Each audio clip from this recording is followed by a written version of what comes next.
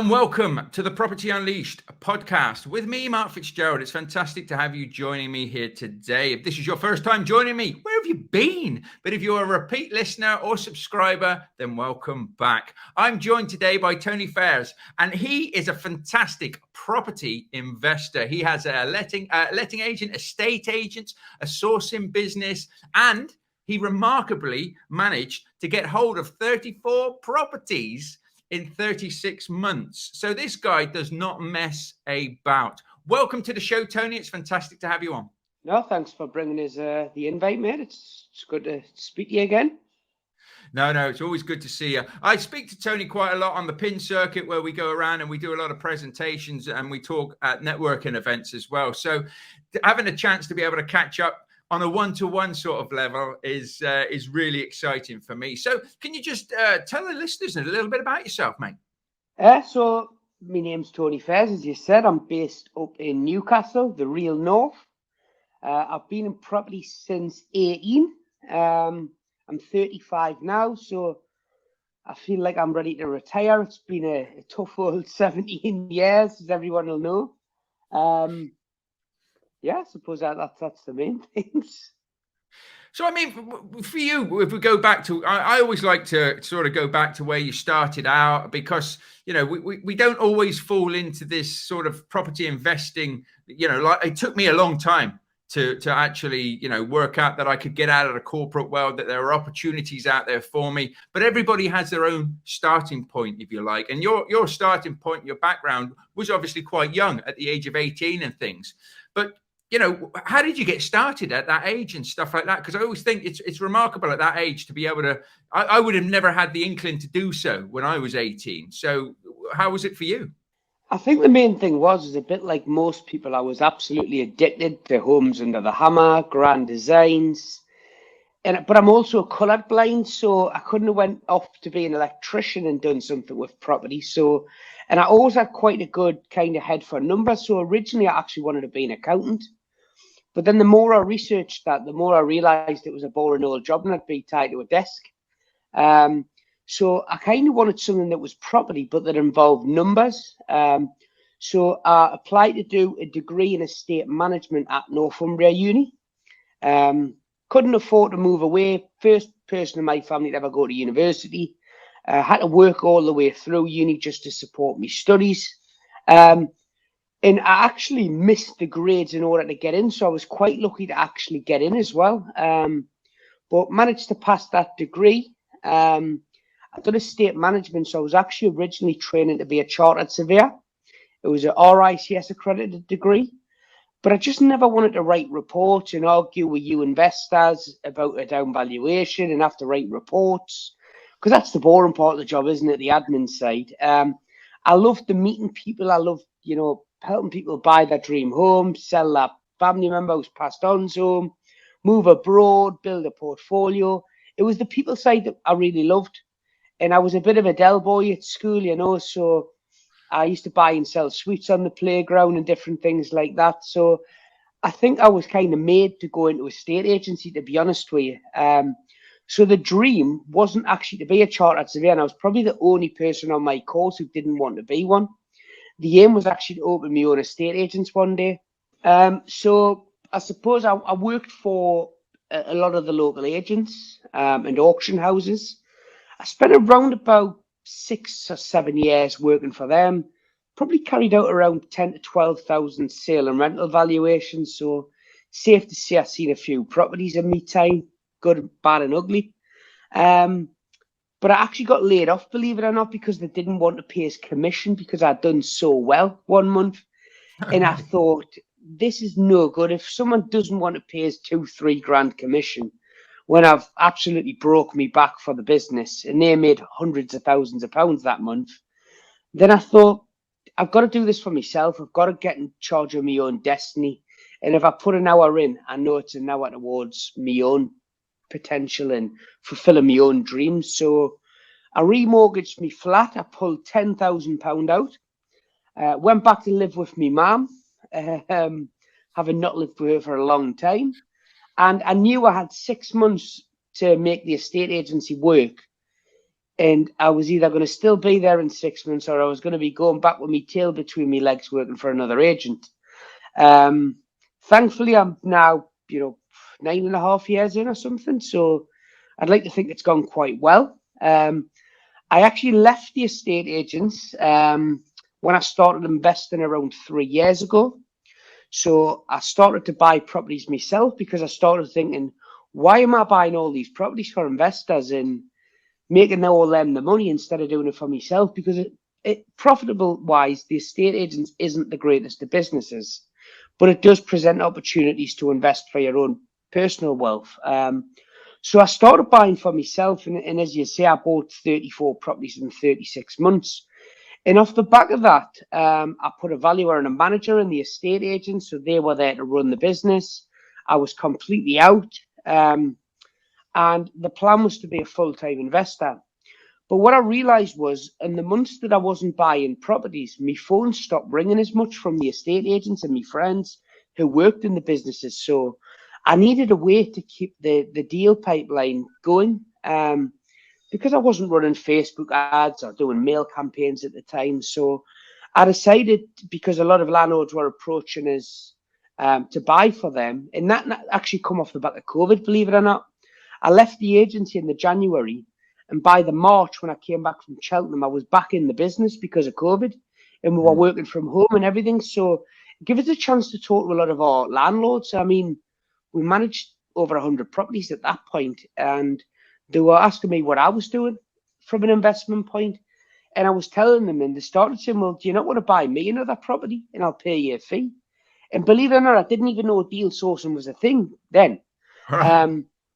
But I thought, well, this is a great, I wasn't bothered about the fees. I was more bothered about the deal flow and ensuring that agents were ringing me first. Yeah. And I thought, I had quite a bit of buying power myself, given how many I was buying. But I thought, if I can be buying 5, 10 a month, then I'm not going to be going looking for agents and building a black book of contacts. They're going to be coming looking for me. So we're now, I think we're about 2.5, 3 years into the sourcing now. That's going really well. So bought 110 properties in the last 12 months. We carried out £950,000 worth of refurbs on them for clients. And it just seems to be getting bigger and bigger. That's brilliant. I mean, that's a fantastic journey and story and everything like that. But I mean, those numbers are phenomenal, absolutely phenomenal numbers. But that must keep you on your toes then. Yeah, I mean, obviously people are listening on a podcast, so they can't say I do still have a full hair of head, believe it or not. Head of hair, should I say. I should be bald right now with the stress and the pressure over the years, but I just absolutely love it. And when, you hear people say you don't work a day in your life if you work in your passion. And I was quite lucky that I knew property was my passion from a young age. And it's just been kind of gravitating from working in property to working on properties for myself, really. But it's been a good old journey. Yeah, it's been exciting. So looking at where you are now and everything like that, do you just work with predominantly investors and landlords that you know, or do you take on new investors? So we work quite bespoke. There's a lot of sourcing companies out there who kind of just work from a mailing list, and to be fair, they're just glorified estate agents. Whereas the way we do it is a lot more bespoke. There's no selling in the first 4 or 5 calls with us or Zoom calls whatsoever. It's more about, I would like to call us more, investment strategists than anything, because property isn't one size fits all. I always say it's like going to the gym. If you want to lose weight, you jump on the treadmill. If you want to add muscle, you start picking the weights up. And property's the same. You get so many people come in and their Uncle Barry's bought 50 properties, so they think they have to buy 50. And it's not necessarily the case. And it's not just the income the property can provide you, it's also the opportunities. So I invest more in holiday lets now so that I can actually use them for myself. So it's about understanding what the kind of life goals are for the client, and then kind of put a package together as to how do we deliver on that and within the time frames that they want, but also based on their appetite for risk as well. But yeah, we do take on new clients. We're a bit more selective with who we work with. Our preferred clients are out of area because we offer the hands-free end-to-end service. So we don't just find the properties, we manage the refurbs, we do the lettings, we do the ongoing management, we manage any sales of those assets. And then we constantly review our clients' portfolios and look to maximize the value and the returns that they get. So a little bit more than a sourcing business. We've also branched out into new build this year as well. Although we're not quite sure whether we're going to continue with that line at the moment. But it's exciting. It's a new opportunity for us. So when you started out your estate agency, so to speak, did you ever think you'd grow into the beast that you've got now? Every single estate agent who I work with said you'll never make it work. Really? Every single one. And to be honest with you, I probably know 6 or 7 friends who went as far as remortgaging their houses and literally investing their full life savings into setting an estate agent up, and they've gone bust. So it's a nasty old business, and it isn't the most profitable, despite we might be dealing with hundreds of thousands of pound properties, but when you're getting paid £1,000 or £2,000 to sell a property, it's not the most profitable of businesses. So I was always told that I wouldn't make it work, and I think if anything, that just made us even more determined. But yeah, it's been a funny old ride, the estate agents.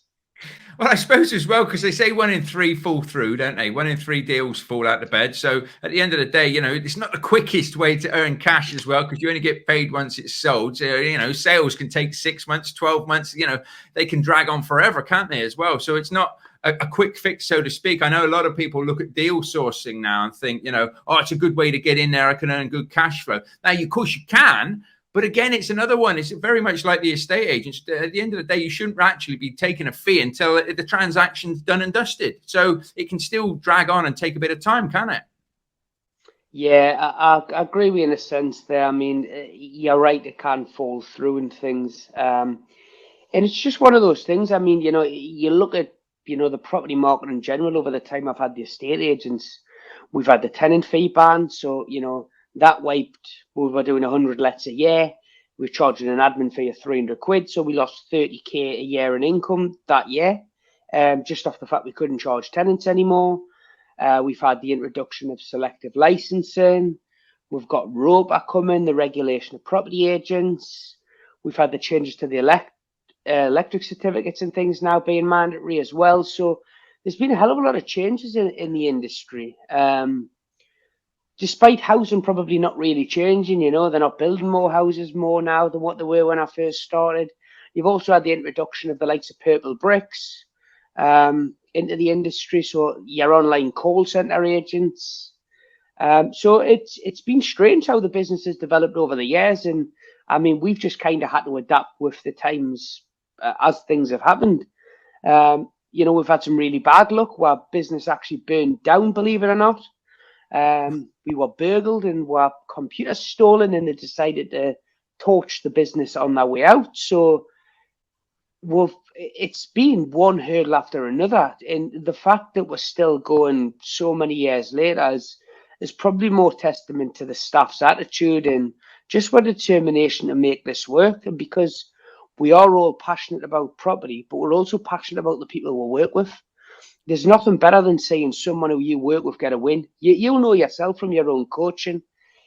I get more satisfaction when one of my clients buys a property than when I buy one myself.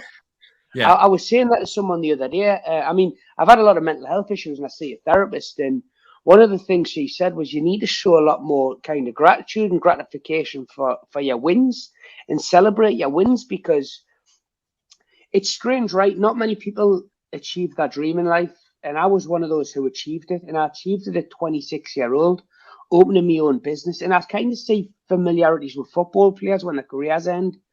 So I opened this estate agent and I've hit my dream that I've been kind of focused on from, 14, 15, 16-year-old. Once you hit your dream, it's kind of, well, what do I do next? So then the dream was, right, well, I've smashed the estate agents. I've made that work. That's profitable now. Now I'm going to build a property portfolio. And then I build 34 properties in 36 months. And then it's kind of, right, so what do I do now? And it's like you've got to always keep moving the ball and keep progressing and doing it. But I would when I first opened the agent, I used to celebrate when someone trusted us to sell their house. It was a big win. And then you lose that feeling as you start getting familiar with winning. And then it was buying a property. I started getting a buzz when I bought a property. And now I completed on one on Friday. My business partner sending us pictures of her drinking a bottle of champagne in the house.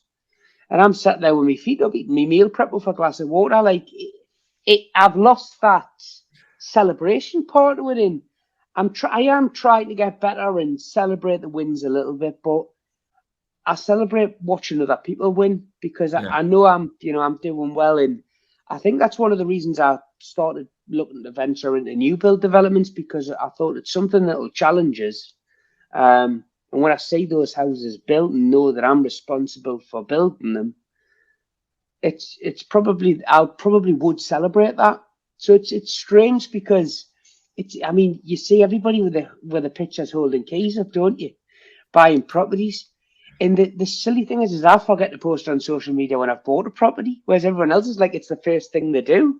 So it's strange because I've kind of achieved my dream twice, and most people are lucky if they ever do it once. And I think that's why you see a lot of footballers kind of go downhill after their careers, because they don't then set their next dream, their next focus. And that's something that's been quite important to me, making sure I have goals and, I'm working towards them, because if you're not going forward, you're going backwards in life. Yeah, definitely. I like to also, on a caveat to that, is set your goals and set your targets, but they're not targets to be reached, they're checkpoints. And that's the way I like to look at things. That's a checkpoint. Where's the next checkpoint? Rather than, I've hit that target now, what to do? But I'm the same. I never...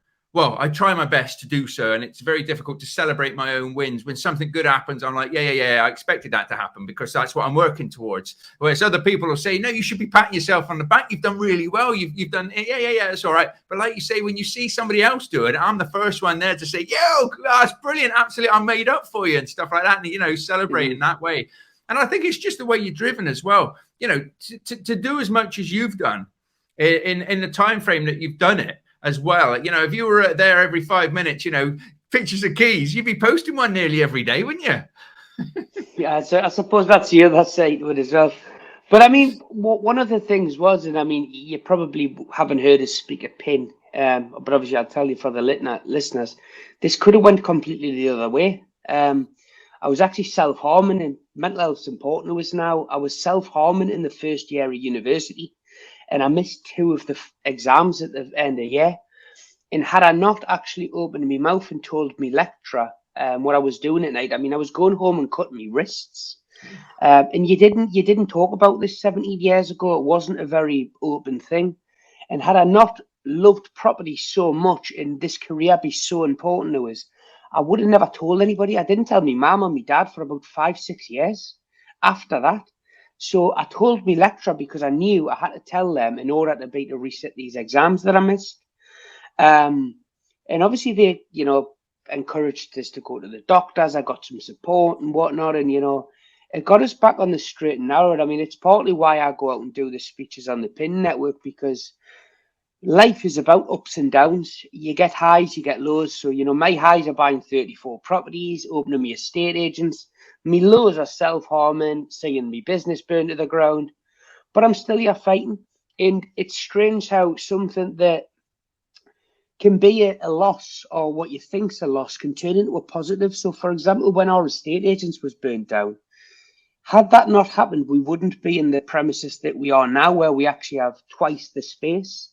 We wouldn't have been to grow the sourcing company. In regards to the mental health, had that not happened to me, I wouldn't be out here spreading the message. And I've had people come up to us after the PIN meetings and tell us that they're sleeping rough in their car. I've had PIN hosts approach us for advice on their own mental health.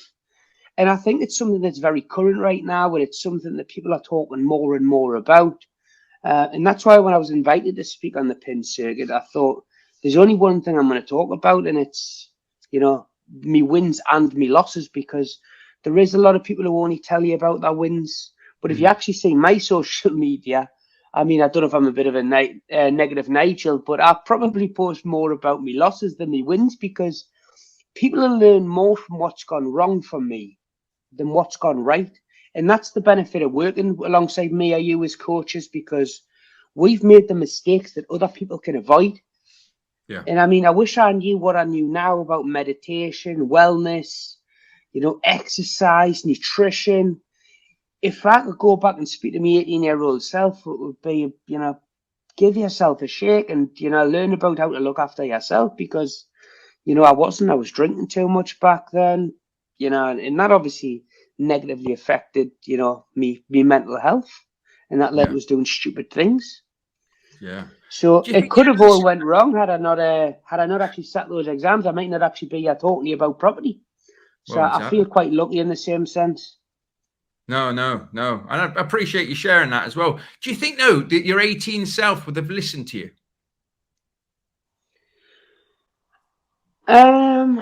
It's an interesting question, isn't it? Yeah. Probably yes. Yes, some days, no, the others. But I mean, I don't know. Possibly. I don't know. It's a strange one, isn't it? But I think the world's changed a lot since then, and I think that's important. I mean, I'm still suffering today. I'm on antidepressants right now, and I mean, I've got the world at my feet. And people will say, like, what's the matter with you? You've got everything. You've got a lovely wife, beautiful dogs. You've got nice family. You've got good staff. You've got a business. You've got a portfolio.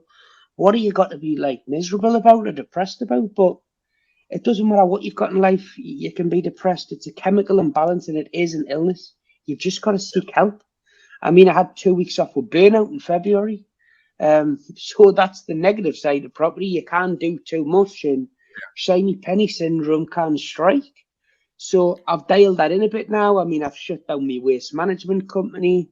I've wound the sales side of the estate agents down, and we're only really doing the lettings and management now for the properties we buy for clients. This year was the first year when my goals were actually focused on personal as opposed to professional or wealth orientated. My goals have always been buy X number of properties or X amount of cash flow or make this much profit in the business. That's always been my goals as long as I can remember.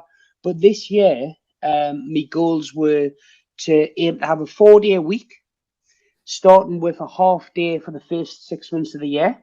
And the only way I managed to do that was by going swimming on a Friday afternoon at 1 p.m. Because if I didn't turn that phone off, there was no way I was leaving the office. The aim was to have 4 weeks holiday this year. I've never had 4 weeks holiday in the whole time I've been open. The aim was to have 4 weekends away. I've took the mick a little bit there. I've had 12. So I'm enjoying that. And the aim was to buy me mum and dad a car. So they were my goals for this year. I mean, I didn't buy them a car. I went and bought myself a new house. So that's a goal that's going to move into next year. They'll probably get one next year. But that was just my way of saying thank you to them, And I mean, luckily, my wife's managed to, quit her job now. She's working a lot less hours than what she was. And it's all thanks to property. My younger brother now has got a couple of investment properties. My sister owns her own house. My dad's going to retire this year at 60, hopefully, because he's now got a portfolio, whereas he just had his own house paid off in full. He didn't understand investing. So me learning properties, I've got a lot to thank it for, because it is changing our lives as we see it. And I think that's why so many people get into it, whether it's pension, legacy, reducing your hours. Property literally is so rewarding, and it can give you the life that you look for, Yeah. But equally to that, money, possessions doesn't mean a thing if you're not happy yourself, which is what you've said there. And I'm a massive believer. You've got to take care of, your own mental well-being. And for people who are starting out now, and I was the same when I started out down the sort of property road or starting my own businesses, and it's hard, but you want to see those results. So you're chasing the wealth, you're chasing, the money, you're chasing the properties as well. But you need to be enjoying it. And I always look back at my big year, so to speak, in 2019, where I was really nailing it and really giving it. I look back, I didn't really enjoy that year. there could have been, I should have, if I'd have had my mental state right, and I'd have actually appreciated what I already had, which was my family, my kids, my loved ones around me, a roof over my head at the end of the day, a bit of money in the bank. I could have enjoyed it a lot more. And that's why I try and help my clients and things, is to appreciate and be happy about the fact that, we're here and we get the opportunity to do this. Because if you do reach the targets, or when you do reach the targets and you have the money, if you're not feeling right now, it's not going to change. It's not going to change. No amount of money or anything like that is actually going to bring you that happy state. It might fulfill you slightly, but like you say, you've got to be in check yourself, haven't you? Do you know what it is, though? People talk about the work-life balance, but I think it's very, very... It's not thought about or discussed anywhere enough. And I was loving reading the paper last week saying that they're looking to bring... companies can work 4-day weeks. They're looking to bring that in, and you can ask for flexible living, because we're just finding out more and more about mental health now. But I mean, the truth is, I wouldn't be where I was if I wasn't so far on the work side of that work-life balance, because I have neglected friends, I have neglected family. I mean, I worked every single Saturday for the first 5 years of being open, and I worked every single evening. You don't clock off 9 till 5, but I put that much effort in. And I mean, I'm glad I haven't died or anything, because I would regret it. That's the truth, because I've neglected things. But now, because I'm at that point, and to get the results you do have to get a degree of imbalance there. You have to understand that you're going to neglect your family at times, and you're going to be out viewing a property on a Saturday morning because it's the only time the agent can fit you in. And it's just one of them. But if you stick with it long enough, now it's at the point now where I'm getting that balance. I'm having the 3-day weekend every week. I mean, I actually decided, believe it or not, to go back to working a Friday from July. So I had every Friday afternoon off for 6 months, but I've decided to go back because I'm quite happy with where my work-life balance is now. But it's about working towards that, that dream life, and, having that enough figure. And a big thing for me, which is something I probably only kind of thought about probably in the last 12 months, was when you do set goals, they have to be smart, so specific, measurable, achievable, realistic, and time-driven. But the main thing there is if you don't hit the goal, don't get down about it. Just move it back. Set the next date that you're going to hit it by. So the fact that I haven't bought my parents a car isn't the end of the world now, whereas that would have been the end of the world to me 12 months ago. And I would have thought more about missing that goal than all the good stuff. So it's why I've just done an exercise last week as well. I mean, people would say I'm getting more spiritual or something. I don't know. That's probably the right word for it. But reflection's a massive thing. So I do an exercise each year where I look at my life and I say, what do I want more of? What do I want less of? I do a good versus bad, and I go through all my photographs on my phone and my social media posts. And you know what it is? I thought I had quite a bad year.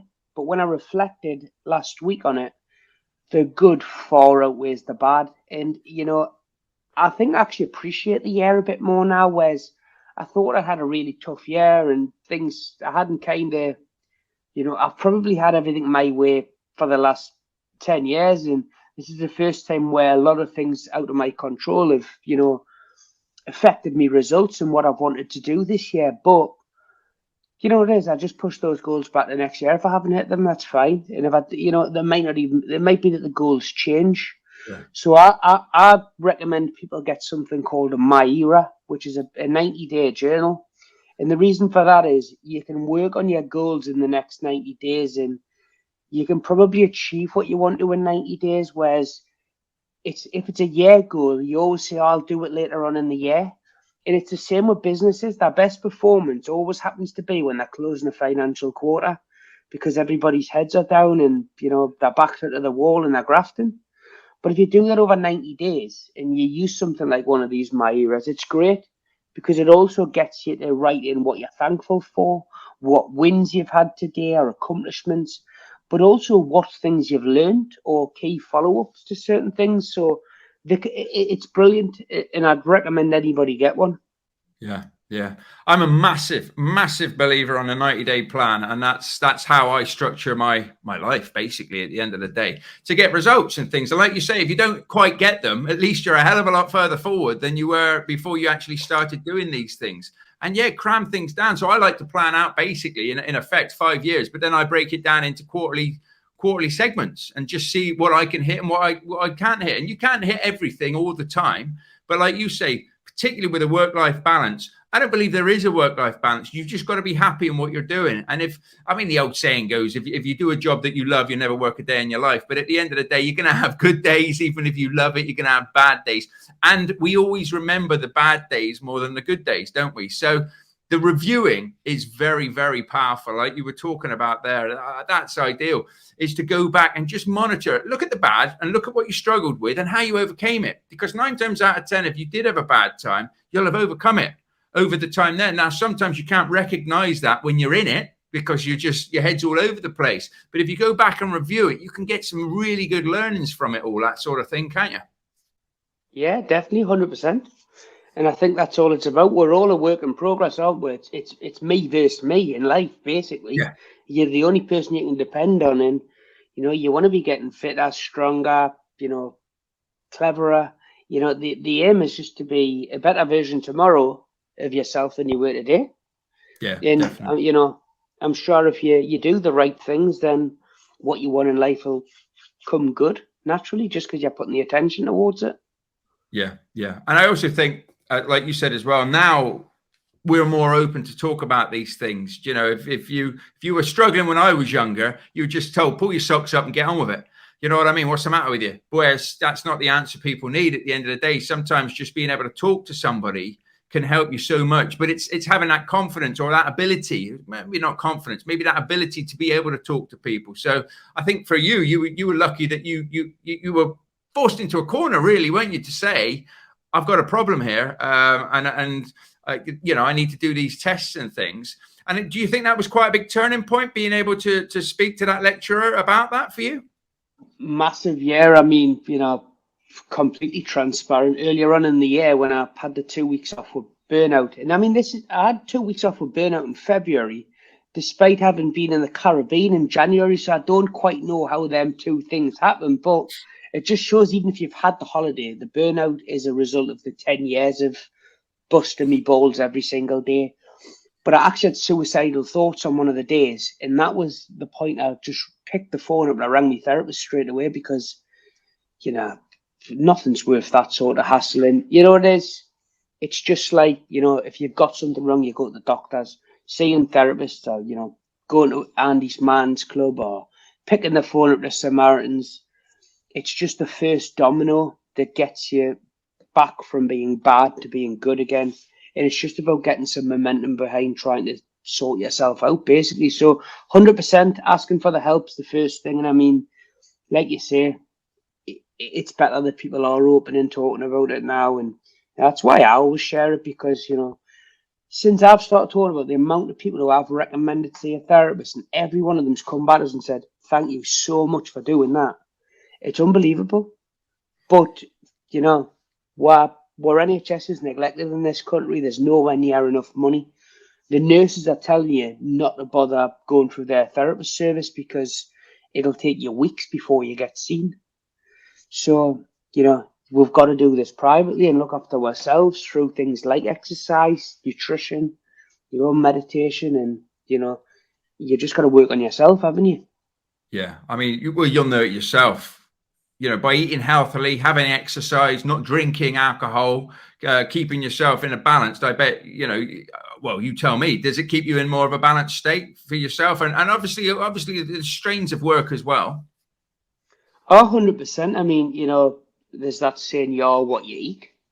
I feel it. I mean, I eat meal prep Monday to Friday so that most of my meals are good over the week and nutritious, and there's plenty of fruit and veg in there. And I mean, I've lost a lot of weight now. I've trained with a personal trainer every morning at 9 o'clock. Now I can actually afford it. So I've got that accountability coach there because he looks like a sculpted Greek god. And I thought I wouldn't mind looking like that myself. So why not employ him? So, I mean, you've got to, so you eat bad, you feel bad the next day. You have too many bads, you feel the beer blues the next day. So it's 100%. I mean, I find now I meditate Monday to Friday every single morning, but I tend to neglect it a little bit on a weekend, and I actually feel it. I feel different because of it, because I haven't actually cleared my headspace.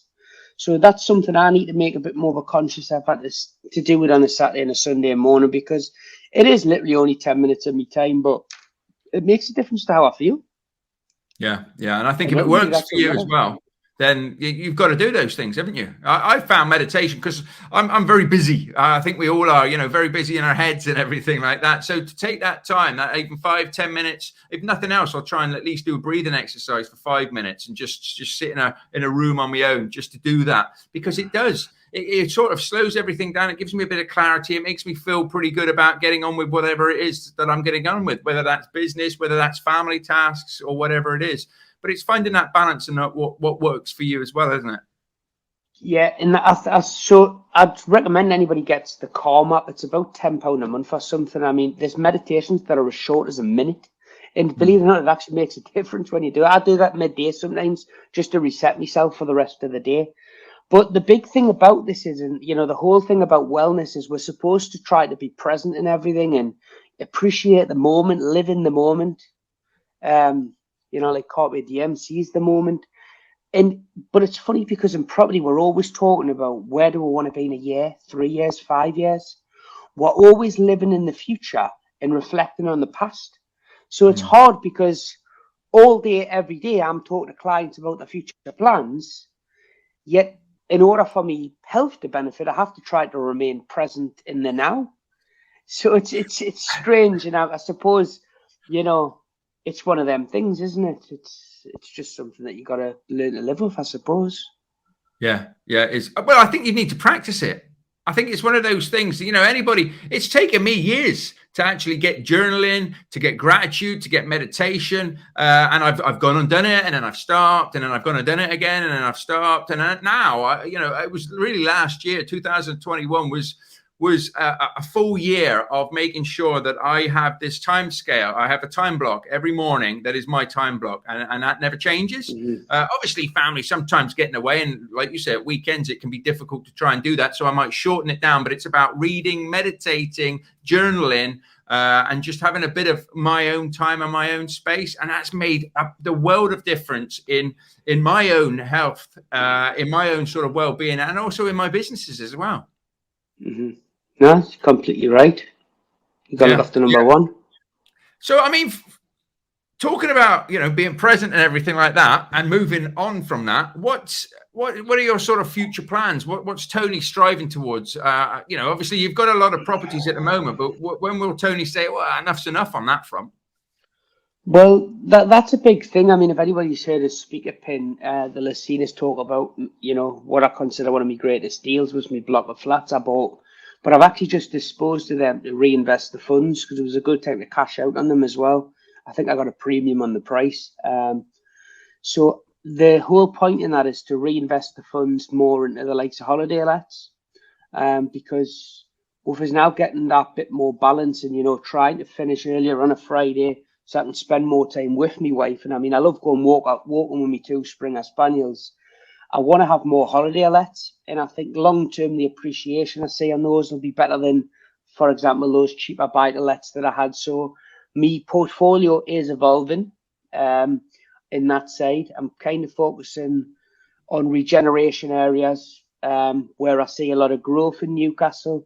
We've had things like the takeover, which is going to be massive for the city, and there's a giga plant that's going to be £3 billion or whatever up the road being built. So I am trying to invest around these regen schemes, but also looking more into the holiday lets and HMO side of things.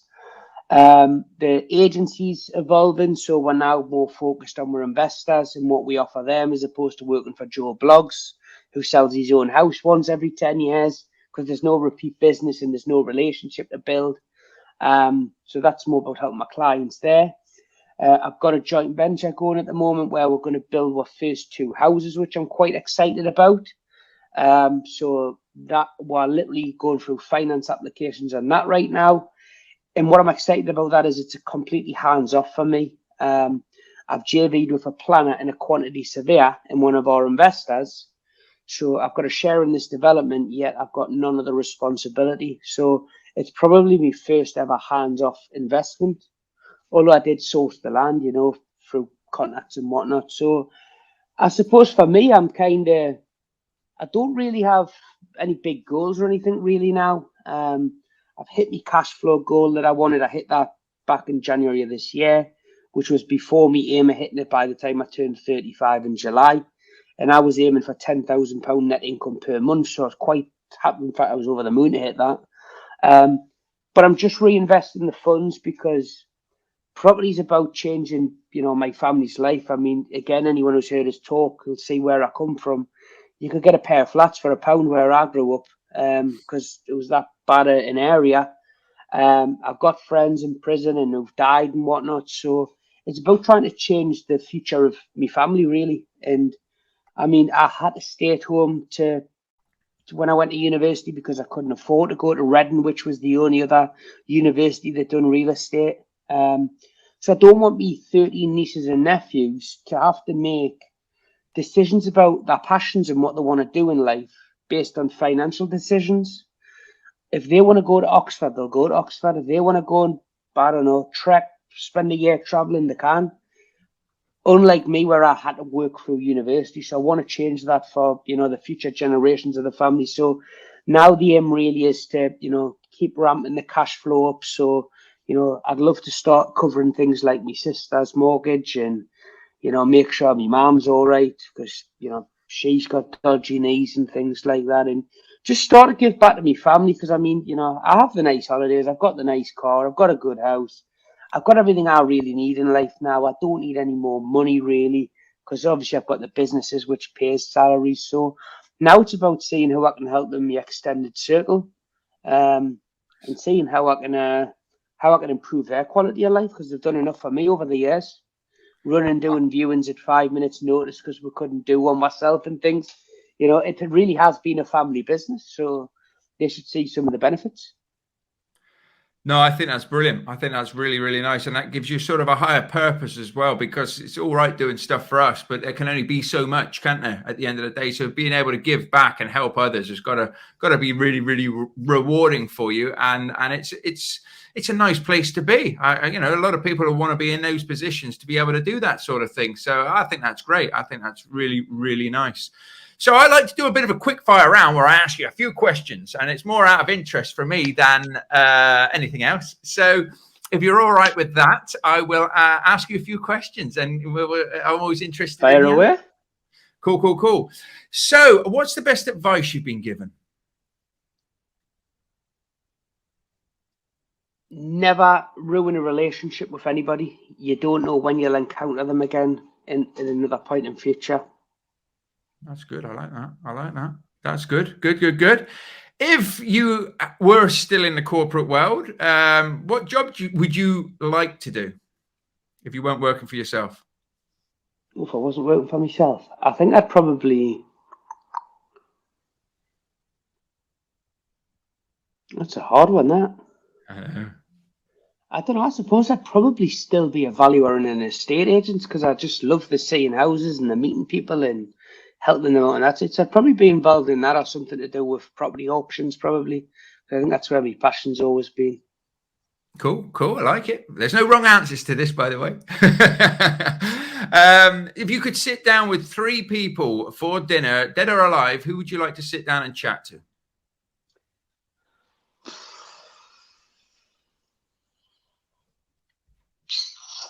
It's a tough one, this. Got you thinking. Definitely Tyson Fury. Donnie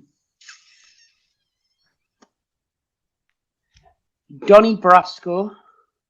Okay.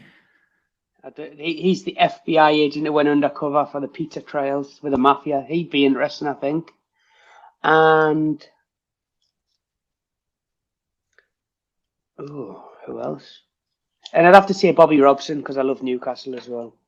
Okay, fair enough. Good table. I like that. That'd be a lot of fun, wouldn't it? I think so. Obviously, you have your own podcast, which is called Property Talk on the Time.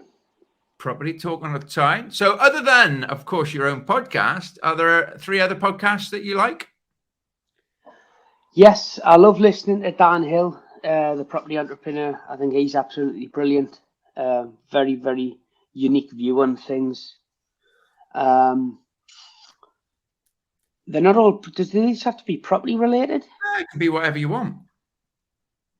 I like listening to the comedian Chris Ramsey's podcast as well, with his wife Rosie Ramsey. That's quite funny.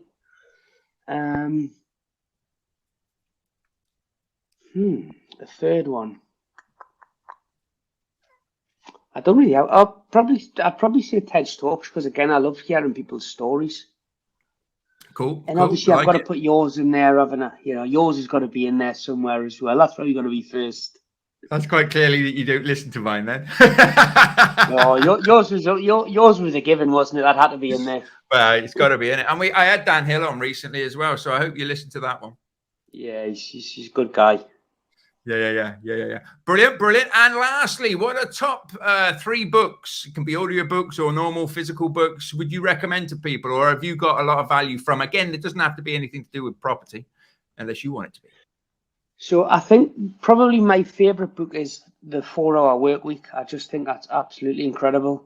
The mindset and everything around that is to, thinking outside the box to get what you want. I think that's really good. What else? Quite a different split, and it would probably be Hustle Harder by 50 Cent as well. Okay. You wouldn't expect the content you get from that, but it's related to his story as well. So that's quite a unique one, but it's good for people who are in business. And I've got to say The One Thing's incredible. Yeah, that is a good book. That is a very good book. I like that. That's really, really good. Thank you very much. 50 Cent one. Oh, I've not even thought about that one. So that's worth checking out. Yeah, it's an interesting one. Cool. I will have a look at that.